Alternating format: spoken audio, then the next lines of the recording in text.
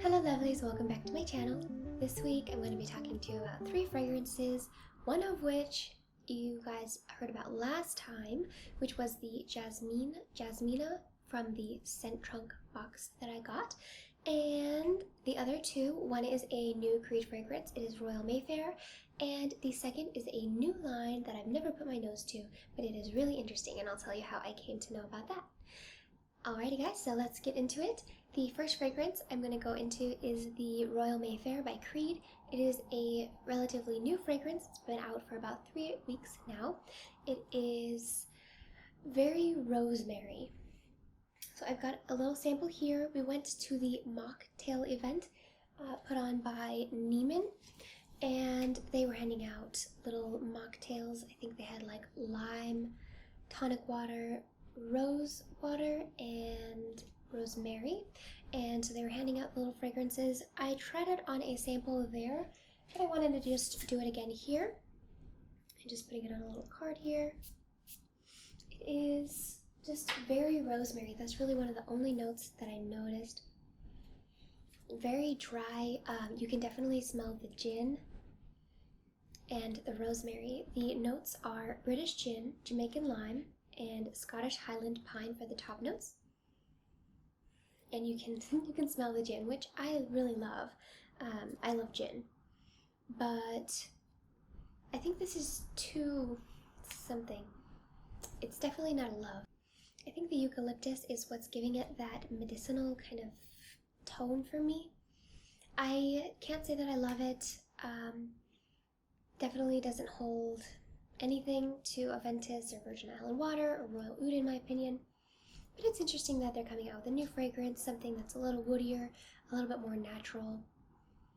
Definitely unlike any of the other fragrances in their line. So if you haven't put your nose to it and you're interested in smelling it, I would highly recommend going. The little mocktail event they had was pretty fun, and it was kind of fun for the little fragrance counter lady to put together our mocktail. I didn't personally like it. I thought it was really sweet, and Anthony had the other 2, so it was fun to just go try. We got a lot of samples when we went out, just because the fall events are really picking up right now, and the next couple months are going to be huge sales, and I'm so excited for it because I love fall, and I love fall fragrances more than anything, so it should be a really fun time. Christmas and Halloween and Thanksgiving are my favorite. Next is something that I came across while wedding planning.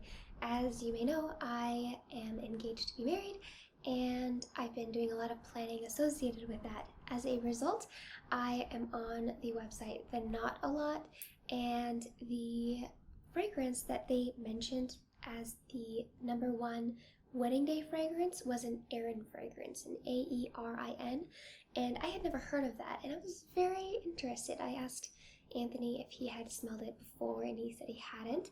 And when we were perusing through Saks, we happened to come across the house and go through some of their fragrances, and I was quite impressed. I have never smelled them before. They never caught my eye. I have kind of a low-key bottle, so it's never really caught my attention, and they're kind of separate from the actual fragrance counter, so that's why I've never really seen them before.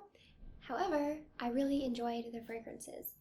The one that the not listed as the #1 wedding day fragrance was Amber Musk, and I guess you can get them at Sephora based on what I've found online. And the notes are coconut water, rose, ambrox, benzoin, and musk. And the style is warm, inviting, and cozy, and indeed it is.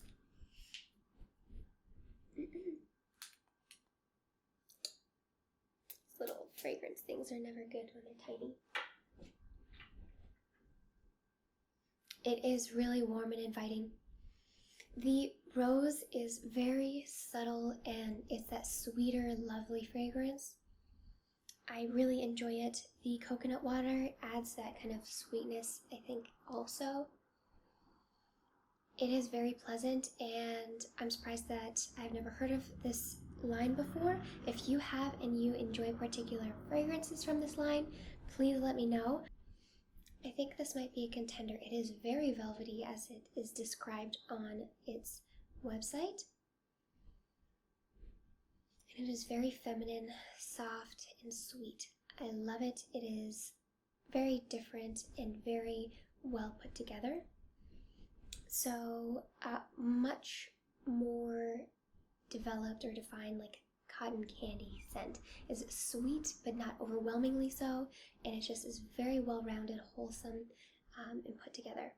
A very put together kind of sweet fragrance.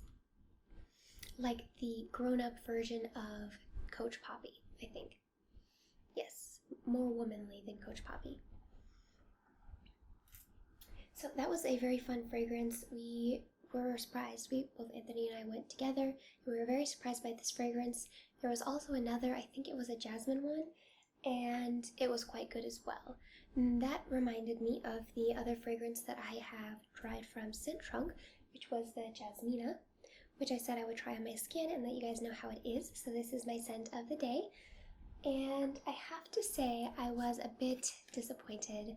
I really loved it on the test strip, but the top, middle, and base notes are jasmine. The longevity is not long at all, and having put it on my skin, it reminds me of rubber, like tire rubber, or even, as soon as I put it on, I smelled anise for some reason. I just really smelled an anise type note, and then it kind of got plasticky or like rubbery, and I just fell flat for me, and I was really disappointed with that because I loved the test strip and the way that it smelled. So although it looks beautiful and the actual experience with Scent Trunk was fun, I did not end up loving the fragrance that I thought I would. Maybe I'll try the other ones on my skin, and hopefully those will work a little bit better. On the other hand, I was able to amend the situation and put a little bit of Killian Bamboo Harmony on my wrist, and all was well. So I hope that you guys loved these fragrances today, and it's such a pleasure to see you guys again. Let me know about your experience with the Aerin line and what fragrances have stuck out to you. And I think that's it for today, so I'll see you in a week.